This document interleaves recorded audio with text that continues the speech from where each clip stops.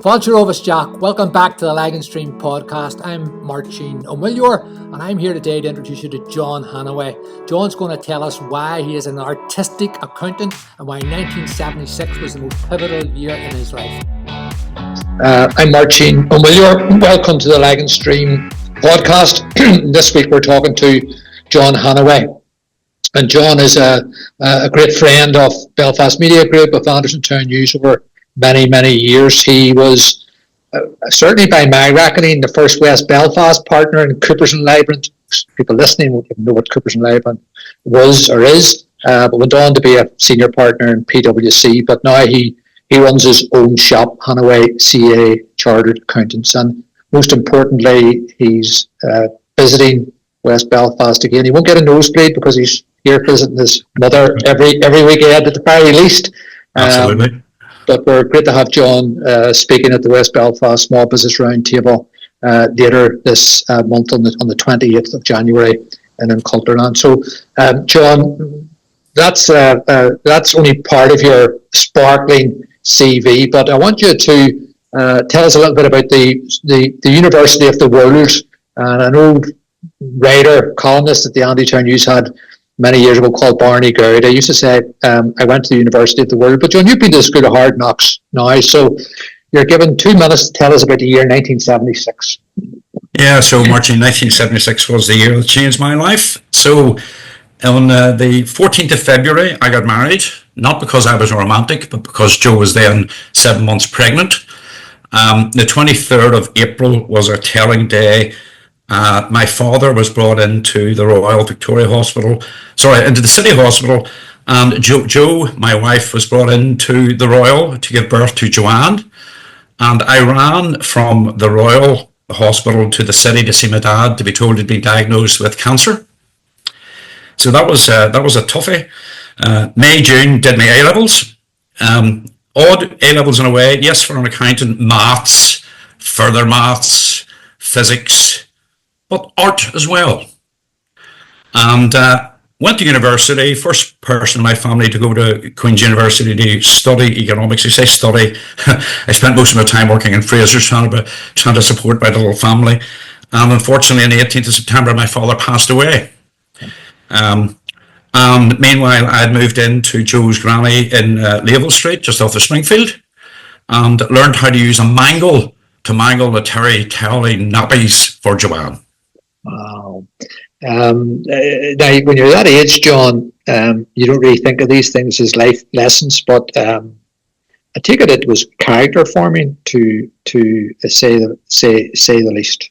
Yeah, I mean, forget about the fun and games I had with my friends playing football and so forth. I then had, I had a daughter to support and to look after. A brand new life. My father was fantastic. When Jo fell pregnant, I was really scared. And remember, this is 1975, 1976. And he said, son, you've created life, you haven't destroyed it. So be very proud of yourself. So I really had, and I was extremely fortunate. My wife went back to work in the civil service part-time. My mum looked after Joanne. Jo's mum looked after Joanne. And Joanne went to school initially. Anyway, and it meant that I had to knuckle down because I had somebody to look after. Managed to scrape through university with a decent enough degree, actually. Got a 2-1. There was nobody in the first of that year. People didn't actually know me because I was hardly in university. I was working in Fraser's all of the time. And it was an interesting time to make the money up. Not only did I work on a salary, sort of pushing jeans across the counter, but remember back in those days, Martin, there was all of these incendiary devices. And I would do overnight shifts to search the duffel coats for incendiary devices. And then the following day, having had no sleep, then serve in the shop.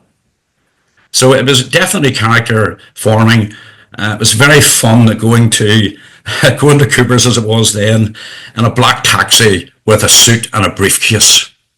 And I hadn't got 2 shillings to rub together. So first of all, there's a very nice codicil to the story because you and Jo have gone on to have a larger family and grandchildren and have done very well, thank God. So important to say that. But Coopers and Lybrand, kid from West Belfast, Why did they want you, John, and why did you want to go to them? At an early stage, I thought I liked art and I liked maths. I thought, should I try architecture or should I try accountancy? I had nobody really to guide me. So in number 6, I did another O level. O level were then not GCSEs in technical drawing. Realised I didn't like it, and I subsequently found out that technical drawings got nothing to do with architecture. So anyway, went to university, and back those you went on what's called the milk round, and Coopers and Lybrand I thought was a massive firm. They had like 90 people. And believe it or not, I had 3 interviews to get into the firm. The first interview, they're interviewing me. Second interview, they're really trying to persuade me to come in. I thought this firm's too stuffy for me. I'm not sure I'm going to survive. And they brought this fantastic guy called John McCormick with his tie on done, overweight, back those days marching, smoking in the office, his feet up on the desk. And he chatted me through, and I thought, oh my goodness, I could actually make it in this place. And then I started. And like, who knew? But was it? I started in, when did I start? I qualified in 1982. So I started in 1979, qualified in 1982, and who knew? In 1988, I made it the partner. And John, those years, for those of us dans certain age, were very difficult years in the city. And you were keeping your head down, getting qualified and so on, but you were always very entrepreneurial in your approach. Is it fair to say that? Because when you're like a partnership's almost like a family, so they don't really need entrepreneurs or want entrepreneurs, but you're always very pro small business, pro entrepreneurship. Is that fair? Yes, I mean, I spent my entire life, and people now see PwC as this massive organisation, but at the end of the day, all organisations are about people. And back then, Coopers, as it was then, had about 90 people. We had offices in Enniskillen, we had an office in Larne, we then acquired an office in Derry, Portadown, and a lot of people dealt with the big companies. I specialised in SMEs, and in fact, I didn't like the word small, so I didn't like the word SME, and technically I was an auditor, and I didn't like the word audit either. So my business card read, John Hannaway, partner, growing business advisory. Okay, well, I mean, it's everybody's a business development executive, so you were ahead of your time in that, and you got a reward from that, John, because you had great loyalty from the businesses you work for, especially Indigenous businesses you work for. Oh, yes, I mean, I've been exceptionally fortunate, Martin. When I left PwC after 25 years as a partner to set up my own shop, and there's another story behind that, it's amazing the amount of clients that, as it were, followed me, and so. I don't respond to tenders. I do a bit of advertising, but I don't respond to tenders. I've got my work really through word of mouth, and we're exceptionally fortunate. We now have a small team here of 16 people from a standing start in 2013, with another 6 people who work at home doing basically bookkeeping, online bookkeeping services. That's not really my field, but I know smaller businesses need it. So we do really from... my largest company now, Martin, has a turnover in excess of 200 million, down to fantastic startup businesses. And the great thing is I'm free to advise who I want to advise, people who will give me a buzz. And I genuinely do say this, I've never worked a day in my life. I really haven't. People look at me sometimes and say, John, you're now 67. What are you doing working? And I say, I am having fun. So let's come back to that, because, PwC, I think all the partners retire at 60, or most of them retire at 60, certainly in the big 4, KPMG, I think 60 as well. So look, let's say you had to leave, but you could have just put some money in the bank, John, and taken it easy. But so why did you become self-employed at that stage? Why did you go? Why did you get back on back in the saddle? Well, first of all, but first of all, I was 55, Martin, when I retired, not 60. Okay. I didn't feel that I wanted to retire. As I said, I love interacting with clients. I've learned as much from my clients as they've perhaps learned from me. But John, you could have gone and worked for another company, so you didn't do that. Why the people we were speaking to will be small business owners and founders. Why am I doing this? Why did I go work? Why did you go and work for the civil service like everybody else? Because I was a partner, therefore self-employed from I was 30. 25 years later, Martin, I was unemployable. I mean, I have to go out and do my own thing. It's not a stress. It's something I love doing. I mean, I did join the board of a large organisation on a voluntary capacity, and I found it very constraining. It was quasi-public sector. And so the only other body that I sit on is a fantastic youth charity in Northern Ireland, which provides opportunities for particularly disadvantaged children and in theatre and song and in dance. And it's a fantastic charity. And they do wonderful, innovative things. But the quasi-public sector charity that I was involved in, I just found their attitude to risk was something that I couldn't really deal with. And but again, John, being you were self-employed, but listen, I know many of the partners in the big four or big five, and listen, they're self-employed, but they're not self-employed. But not Martin, they were very good. They tolerated me. I wasn't from a rugby playing Protestant school. Yeah. I was working class. I mean, my first school was St. Kevin's. Then I went to the Holy Child. Then I went to St. Mary's. So I'd lived in West Belfast all my life. Proud of my heritage, proud of my roots. My father was a hard-working bricklayer who unfortunately died when he was only 43. No education, but fantastic intellect. A really inspiring figure.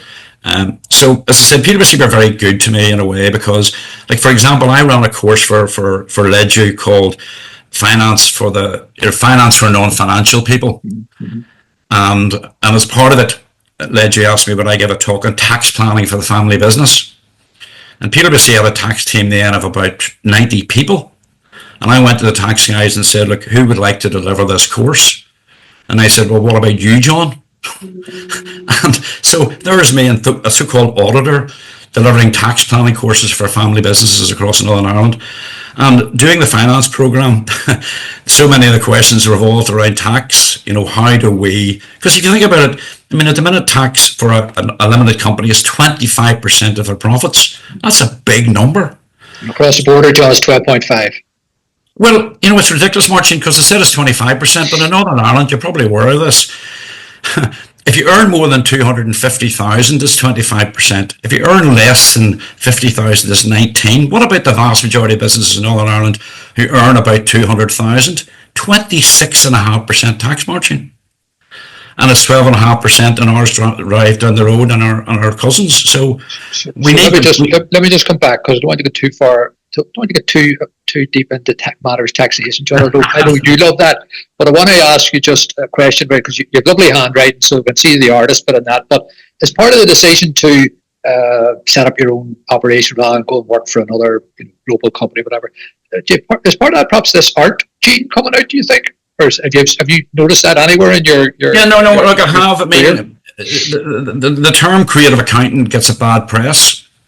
But actually, if you're creative in a positive way, and I think that part of my brain that has the art A level in it has actually helped me as an accountant because, life isn't in straight lines, and you do have to think this horrible phrase outside the box from time to time.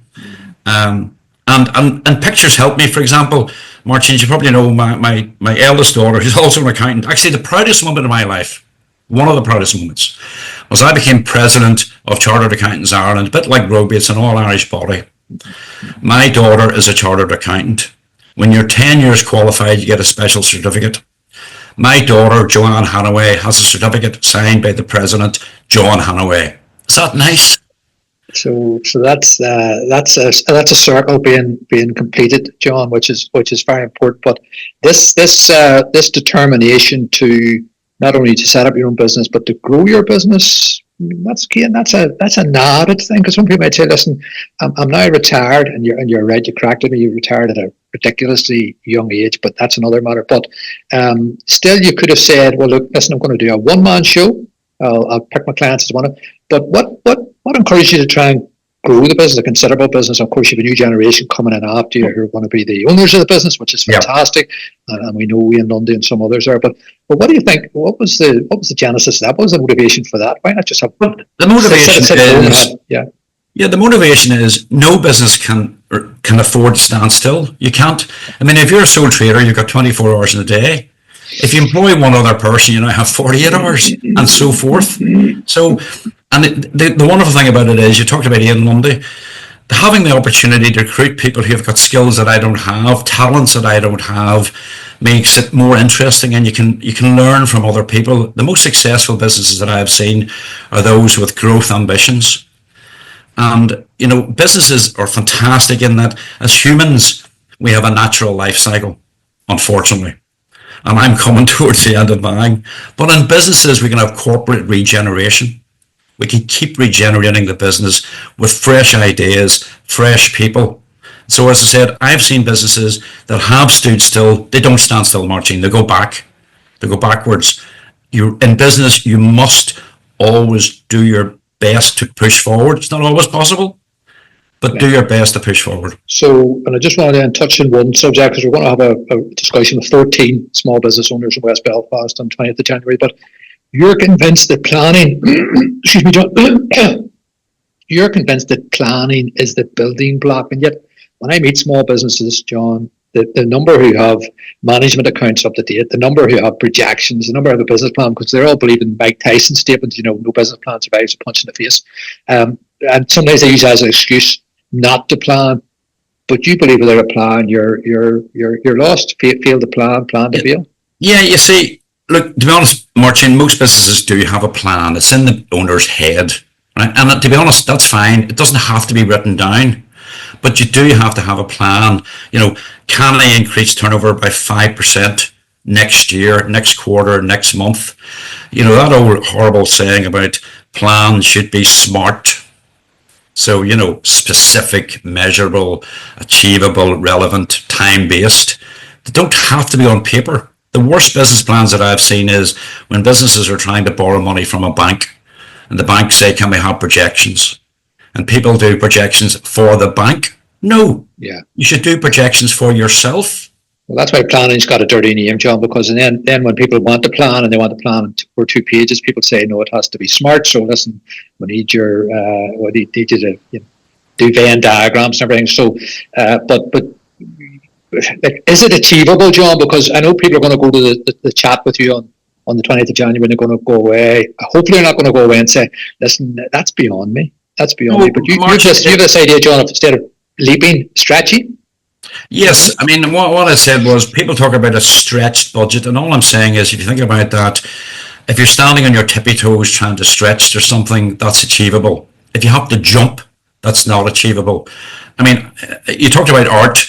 I'm a great believer in pictures and in words. So, for example, my eldest daughter, I think you know this, Martin, is married to an ethnic Chinese guy, Noel. And in Mandarin, the symbol for crisis is actually 2 symbols. The first symbol stands for danger, but the second symbol stands for opportunity. And that's what I believe we can do with financial crisis, with personal crisis, is look to the positives. How can we grow? So it doesn't mean you have to have this big 90-page business plan. All businesses plan ahead. Generally, very informally. The biggest crime that I see that businesses do, not so much as planning, because they do it all planning, Martin, they do have the thoughts. It's knowing where they are. What did they do last month? People who have accounts 6 months after the year end. I'm an accountant. I should not be preparing accounts. I should be interpreting accounts, advising people on them. The business owner owns the accounts, and they're the people who really need to understand their business. Okay, so I'm not going to finish with this, John. Opportunity, I turned on Radio 4 this morning at a ridiculously early hour because of my guilty conscience, I can't sleep. And they're talking about, the economy, UK economy under pressure. They're talking about inability to get housing in Dublin. They're talking about the increased national insurance tax. And we have, we have our own systemic problems here. But do you see opportunity here for small businesses? Yes, Martin, because look, you'll know this, a number of the very biggest, most successful businesses have grown out of crisis. What happens in a crisis, and we do have a crisis now, and the national insurance impact on small businesses, particularly in the retail sector, is just, anyway, I think it's very bad policy, but I don't want to get political. But what happens, Martin, is a bit like life, the weak people feel. So what's going to happen is the less able competitors will fail. Therefore, if you're robust in your business, you can actually grow in times of crisis, and that's the opportunity for those really good businesses, because the weaker businesses will fail, unfortunately. It's your chance to. I have a wonderful client of mine. When the last recession, after the financial recession, they said they decided they didn't want to join in. They didn't want to join in with the recession. So when other people were locking down the doors, they were opening up another factory. And this is a guy, by the way, Martin, he formed his business by selling his motorbike. And he sold his motorbike, and he now down in Cookstown has 200 people working for him. Fantastic. So it's all possible. It's definitely possible. I'm not saying it's easy. Yeah. But it is possible. What I've been saying to small businesses, surround themselves with the right mentors, if they can, and the right role models. And I could give you one piece of advice: do not take advice from your bank manager. Why? The bank manager is there selling you a product, which is money. How is he or she able to give you independent advice? So go into your business group, Martin, your discussion forum, and I congratulate you on forming that, because you can learn a lot by chatting to other people and learning from, well, what did you do very well that I could maybe learn from, and maybe what are the mistakes that you made that I should perhaps avoid. That's what we need to do. Well, listen, we're not going to get too controversial, but John, there are no bank managers anymore. When you started with Andy Turn News, we had a very warm relationship with our bank manager. He'd come and visit us, and we'd visit him, as it were, at the time. To my knowledge, that doesn't exist anymore. But anyway, that's another day's work. I want to thank you for having this little chat. You've been very good to our business and all our business over many decades, but you've also given back a lot, John. I mean, you were involved with the Housing Association of the Shagan Road of all places, yes. And your family is a credit to you. And we didn't mention, I know that there's a Chinese gentleman in the family. There's also a Rangers supporter in the family, John. So that speaks to your huge tolerance and spirit of inclusion. So John Hannaway, congratulations on all you have done. Looking forward to hearing from you in person on the 20th of January, and good luck in the time ahead. Thanks very much, Martin. Yeah, I'm looking forward to it. Cheers, Thank you. Thanks, bye.